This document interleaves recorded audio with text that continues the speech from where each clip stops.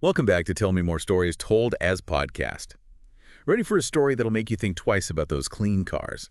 Yeah. Today we're diving deep into the Volkswagen emissions scandal. Oh, yeah. A story about sneaky software, shocking discoveries, and a whole lot of fumes. It really is fascinating how a company known for its, engineering and their clean diesel image Wow. could pull off such a massive deception. It's mind-boggling. Millions of cars all over the world.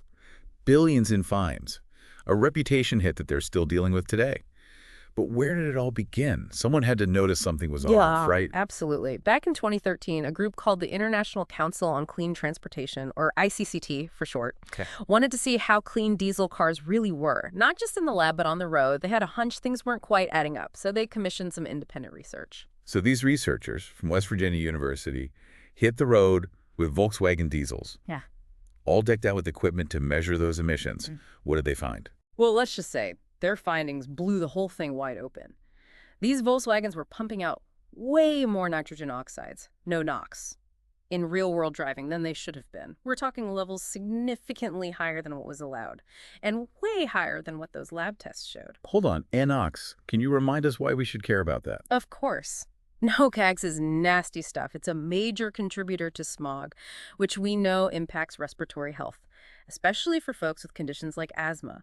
Plus, it plays a role in acid rain and just generally makes our air quality worse, not something you want more of in the environment. Yikes. Okay, that puts it into perspective. Well, So these researchers found Volkswagen diesels were spewing out way more NOx than they should have. What happened next?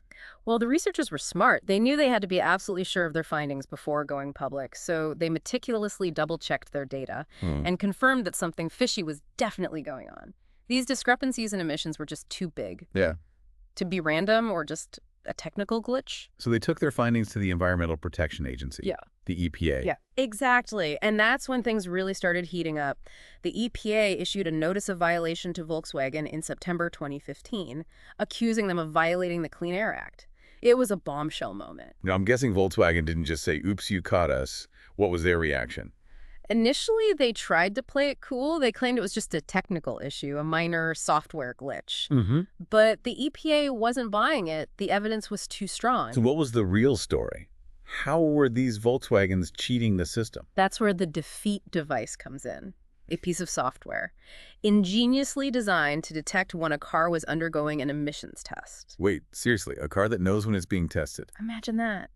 Well, it wasn't thinking in the human sense, of course, but the software was programmed to recognize the very specific conditions of an emissions test. Think things like steering wheel position, engine speed, even barometric pressure. Subtle cues that indicated the car was on a dynamometer in a lab, not out on the open road. So during a test, the software would make the car act all clean and compliant. Precisely. It would activate all the emissions control systems, making the car appear squeaky clean. But as soon as the car was back on the road, in real-world driving conditions, the software would flip the switch. And the car would go back to polluting like crazy. Basically, this defeat device allowed Volkswagen to market their diesel cars as environmentally friendly while exceeding legal emission limits in everyday use. That's just, wow. Deceptive doesn't even begin to cover it. This is incredible. If you're just as hooked on this story as I am, hit that subscribe button to make sure you don't miss the rest of our deep dive. We'll be back in a moment to unravel how this massive deception unfolded and the fallout that followed. Welcome back, everyone. Okay, we've established that Volkswagen was caught red-handed. But this scandal went way beyond just one company, right? You're absolutely right. This wasn't just a Volkswagen problem. It became a global issue. Governments worldwide started asking some tough questions. Could this have been happening in their own backyards? So it was like a ripple effect, Yeah. with investigations launching in country after country. Exactly. From Australia to Belgium, Brazil to Canada, everyone's suddenly taking a much closer look at Volkswagen. And the car industry as a whole. Did they find anything? I mean, were other car makers using similar tricks? Well, while the Volkswagen scandal was unique in its scale and audacity, it did raise serious concerns about the accuracy of emissions testing in general. People started wondering if other car makers might be finding loopholes in the system too. So what happened to Volkswagen? I mean, 11 million cars is a lot to fix. It was an enormous undertaking. Volkswagen had to recall millions of vehicles worldwide to update the software. That was at the heart of the scandal. And let me tell you, that wasn't a simple task. Some cars even required hardware modifications in addition to the software updates. That must have cost a fortune. It did. The financial impact was staggering. Think billions of dollars in fines or settlements Hmm. and the cost of those recalls. The U.S. settlement alone was over $14 billion. That included compensation for car owners, funding for environmental mitigation projects, and investments in zero-emissions vehicle technology. Wow. $14 billion. That's a serious chunk of change. But I guess it was the price they had to pay for such a massive deception. What about the environmental damage? Was there any way to measure the impact of all that extra knuckle-locks? Sadly, it's hard to put an exact number on the environmental consequences, but studies have linked Volkswagen's excess emissions to potentially thousands of premature deaths worldwide. Remember, no calicus contributes to respiratory problems, heart disease, and other serious health issues.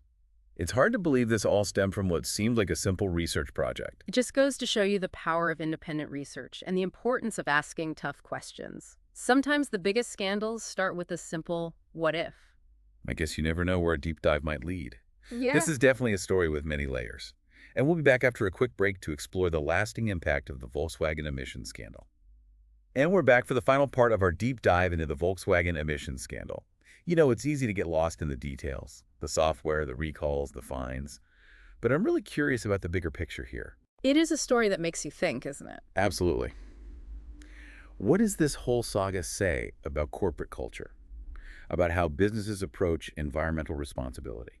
For me, it's a cautionary tale about the dangers of letting profits come before everything else. Volkswagen was so focused on conquering the diesel market, on being number one, that they were willing to cut corners and ultimately break the law. It seems like they created a culture where this kind of deception was not only tolerated, but maybe even encouraged. That's a key point. This wasn't just a few rogue employees going off the rails. The evidence suggests that this went pretty high up the chain of command, which raises questions about corporate governance, those checks and balances that are supposed to prevent this kind of misconduct. And it also highlights the critical role of whistleblowers. Without someone on the inside willing to speak up, this might have gone on for years undetected. That's a chilling thought. So Volkswagen paid a hefty price, but what about the lasting impact on the car industry? Did anything change? The Volkswagen scandal definitely sent shockwaves through the entire automotive sector. It forced regulators and car makers to rethink how emissions were tested and monitored.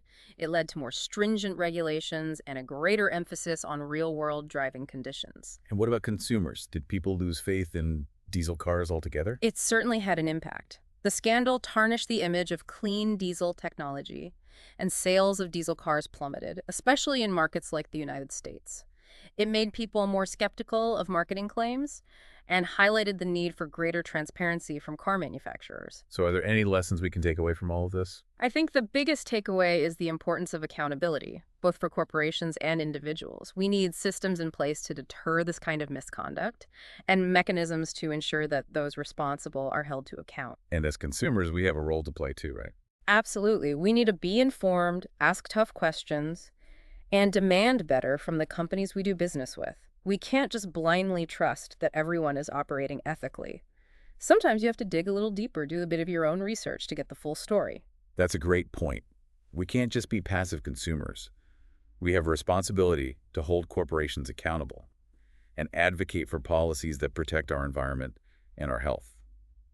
And on that note, we've reached the end of our deep dive into the Volkswagen emissions scandal. I hope you found it as eye-opening as I did. It's clear that this wasn't just about a few cars cheating on a test. It was a story about corporate greed, environmental deception, and the need for greater transparency and accountability. It certainly raises a lot of important questions that we all need to consider. Thank you so much for joining us on this journey through the Volkswagen emissions scandal. We'll be back soon with another deep dive into a fascinating and thought-provoking topic. Until then, keep asking those tough questions.